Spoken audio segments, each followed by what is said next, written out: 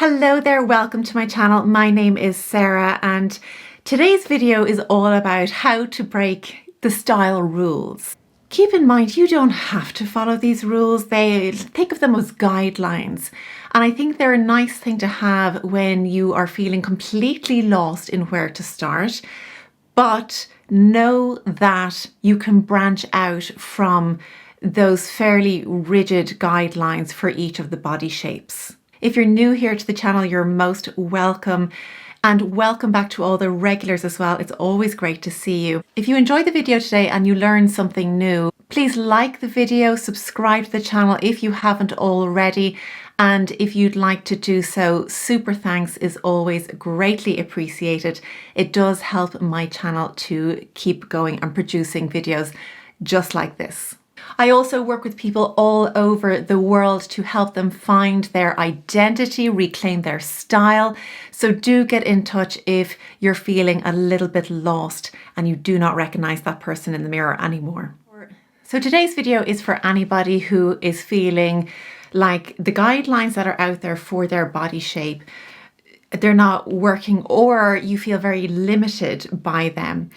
And there's a couple of reasons for this. First of all, we don't all fit in neatly into pretty much 5 basic categories. If you're thinking of, the hourglass and pear shape and all those things.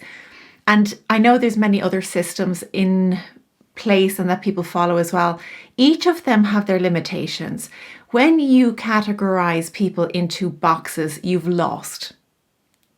That's my theory, because each individual is so incredibly unique, with the layers and complexities of influence and societal beliefs and shapes of bodies, not only lateral but vertical as well, and then the thoughts about how we feel about our body shapes.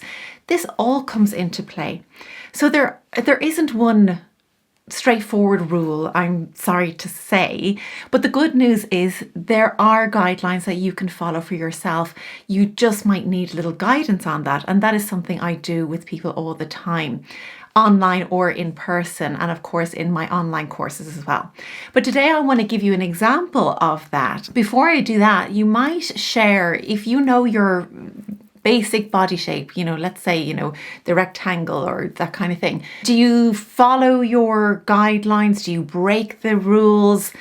Tell me what's your relationship with that kind of theory and how you dress for yourself. I'd love to know. For those of you who have been watching for some time on my channel, you'll know that I'm a slight inverted triangle. So my shoulders and upper body are quite a dominant feature in my overall look, in my body shape. And if I don't manage that carefully, I can very easily look even more top heavy.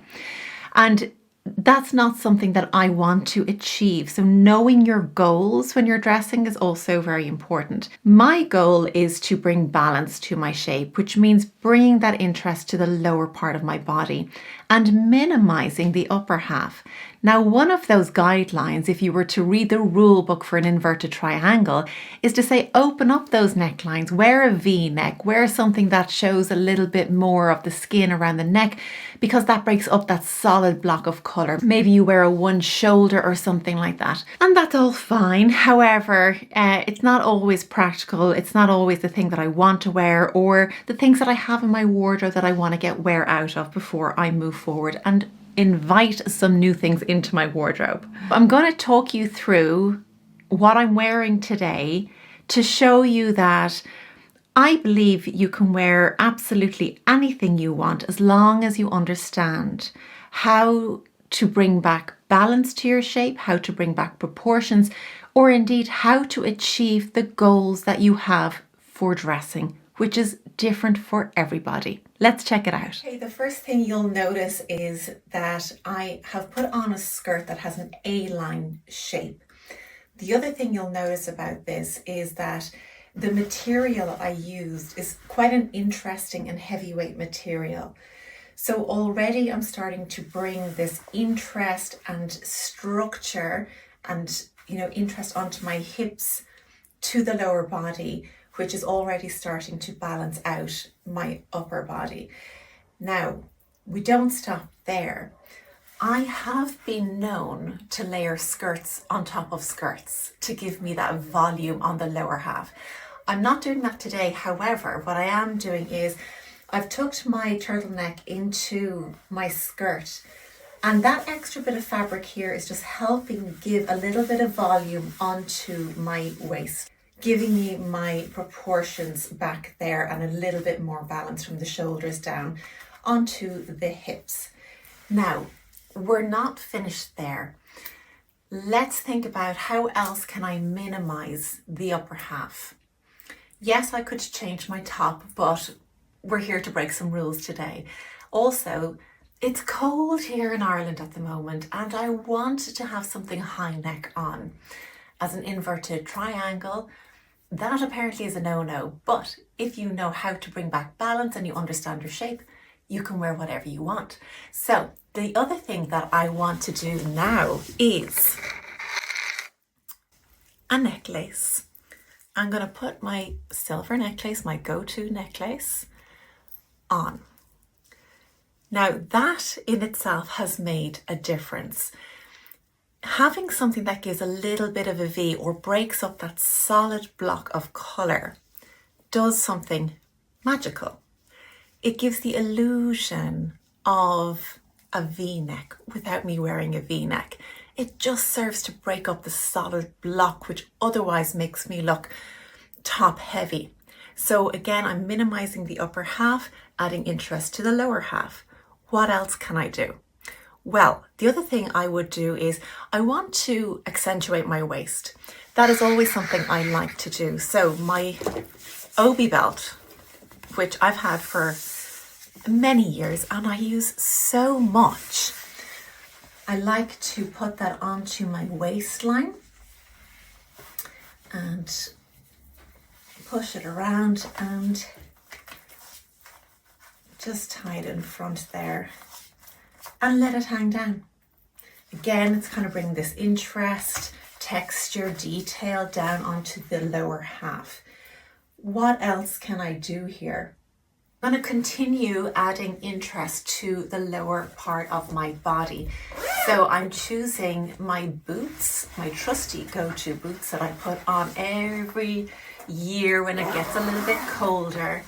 And I'm adding interest with the texture of the boot, the shinier type of fabric of the boot, or material I should say. And that just, again, serves to add some interest to the lower half. The other interesting thing about the top I'm wearing is you'll notice that there's some pearl detail on the sleeves. And that's a really nice placement for me because it's down on the lower part of my body, even though it's part of the top. So that's another thing I've done. Lastly, what I might do then is my purse, my handbag. I'll grab my trusty Chanel handbag, which again has interesting textures. Now I am not going to be using this bag like this because what does that do? It brings interest back up here, kind of knocks the balance off again. Not quite right. So where I tend to hold my handbag is either in the crook of my arm, just like so, bringing the interest back down to the lower body, or I will hold it down here. And that brings back the balance to an inverted triangle, but I'm breaking all the rules. I forgot to mention there as well that tying my hair up and away from my face was also a very deliberate choice because this is also elongating the upper part of my body rather than my hair, which can tend to be quite full and untamed at times, so which would add width here. So that is also a very conscious choice. So I hope that gave you some information on how I break the rules myself and how I manage to dress my own body shape using the knowledge that I have. And perhaps it has inspired you to do the same. If you're still unsure, please do get in touch. Let's work together no matter where you are in the world and find out what works best for you. That's it for today's video. I hope you enjoyed it and learned something new, and I'll see you again next week for another video. Take care. Bye bye.